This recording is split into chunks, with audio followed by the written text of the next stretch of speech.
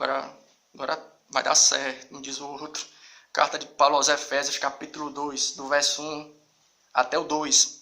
Somente 2 versículos da leitura inicial, que seria realizada hoje, no trabalho de Escola Bíblica Dominical.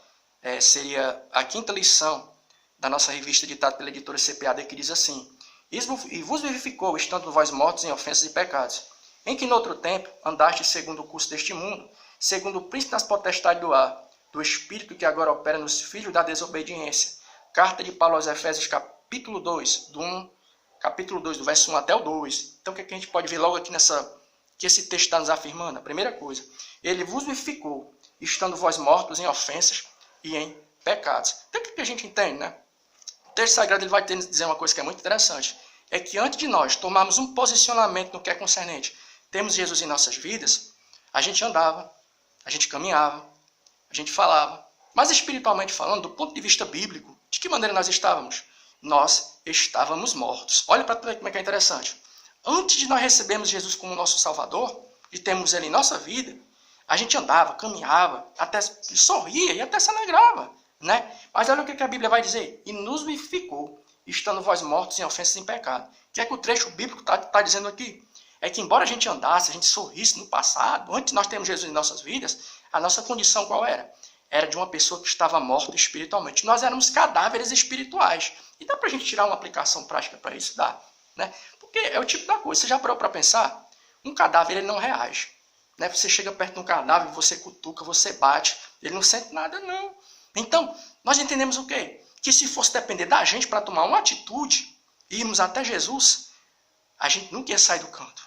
Então, nós entendemos o quê? Quando a gente para pensar que antes nós éramos cadáveres espirituais, é que quem primeiro teve a atitude no que é concernente a nossa salvação não fomos nós. Foi a pessoa do Senhor e Salvador Jesus Cristo. Éramos nós que estávamos mortos. E morto não reage. Então a gente entende o quê? Que não fomos nós que tomamos o primeiro passo, mas foi a pessoa do Senhor Jesus Cristo. Isso é muito legal, por quê? Porque às vezes a gente para pensar assim, né? A gente às vezes bate aquele sentimento de orgulho espiritual. Eu me garanto, sou mais crente que todo mundo. Bate aquele sentimento de orgulho espiritual, né? A gente começa a se achar muito santarrão, muito santarrona. Mas o que a Bíblia diz? Eu aceitei Jesus porque eu fui bom. Mas sabe por que você está aí essa manhã? Não é porque você é bonzinho nem boazinho, não. Sabe por quê? Foi porque Deus teve misericórdia. Nós estávamos como cadáveres, como aquele filho da viúva de Naim, descrito no Evangelho de Lucas. Quando ia saindo aquele cortejo, o jovem estava ali, a viúva estava chorando. Jesus chegou, tocou no esquife e o jovem se levantou. Nós estávamos espiritualmente falando naquela condição. Foi Jesus que tocou na gente e fez com que a gente viesse a fazer o quê?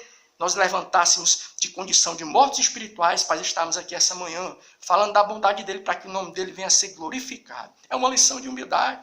Às vezes a gente se exalta muito, né? Às vezes a gente se acha muito assim, né? Porque tem um pouquinho de conhecimento, às vezes louva, às vezes Deus abençoa um ministério, e a gente começa a se inchar. Mas a grande verdade é que sabe qual era a nossa situação no passado?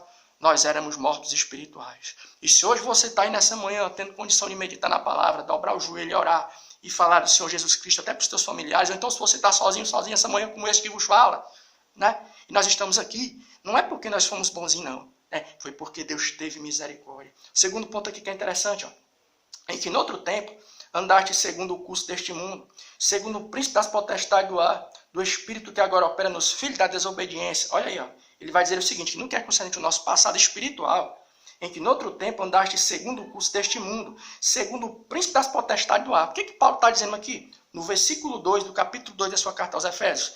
Ele não está dizendo aqui que a nossa situação no que é concernente desobedecemos a palavra de Deus no passado, não era coisa vinda de fatores humanos, mas era o quê? Era uma coisa que vinha de onde? Eram fatores espirituais. Nós éramos influenciados pela potestade do ar, segundo o príncipe da potestade do ar. Né? Interessante para o dia de hoje, as pessoas às vezes ficam procurando o porquê das coisas. Por que a sociedade está do jeito que está, né? As coisas estão se degradando e a gente fica ouvindo, às vezes os estudiosos do comportamento, né? Procurando botar a culpa em um, botando uma culpa em outro. Não, isso é questão porque estão jogando muito videogame violento, né? Não, isso às vezes é a programação da TV, está assistindo muito filme violento, por isso que as coisas estão do jeito que está. Muita violência no noticiário. Mas é interessante que quando Paulo ele vai falar a respeito dos fatores que contribuíam para que nós viéssemos a desobedecer a Deus no passado, antes de recebermos Jesus, ele não vai atribuir o quê? Não vai atribuir a fatores humanos, mas a fatores espirituais. Olha aí, Romanos capítulo 1, verso 28. Romanos capítulo 1, verso 28, que diz assim, ó. E como eles, se não se importaram de ter o conhecimento de Deus, assim Deus os entregou um sentimento perverso para fazer coisas que não convêm. Ou seja, a partir do momento que a pessoa rejeita Deus, esse chamado, Senhor, nosso Deus, ele vem. Se aproxima da gente por intermédio do seu Santo Espírito, o Espírito Santo. Esse que estou à porta e bate. Bate no coração da pessoa. E a pessoa rejeita. Isso aí o que é que acontece? Já que a pessoa não dá lugar para Deus, outra coisa vai tomar de conta. Outra pessoa vai direcionar a vida da pessoa. É isso que Paulo vai estar falando no verso 2 do capítulo 2 da sua carta aos Efésios. Ele vai estar dizendo que a pessoa, quando está afastada da mensagem do Evangelho, ela é dominada por quê?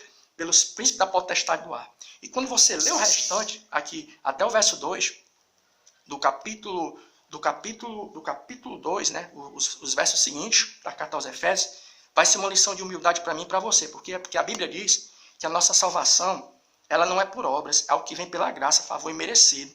E alguém pergunta, mas por que a salvação é pela graça? Não é favor imerecido? Você avança um pouco na leitura, no verso 8, ó, porque pela graça sois salvos. Sabe por que a salvação é pela graça? É por isso, ó, Romanos 3, verso 23, vai dizer o seguinte, ó, porque todos pecaram e destituídos estão da glória de Deus. Agora, a Epístola de João,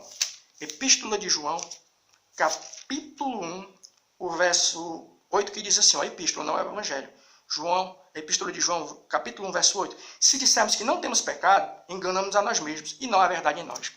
Então as Escrituras vão nos dizer que se fosse depender das nossas bondades para a gente estar aqui nessa situação essa manhã, nós não estaríamos aqui.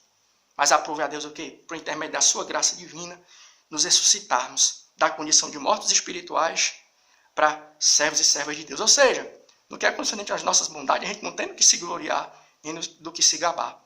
Se hoje a gente é o que a gente é pelo quê? É pela graça de Deus. E que Deus em Cristo continue abençoando a nossa manhã, em o nome de Jesus. Amém.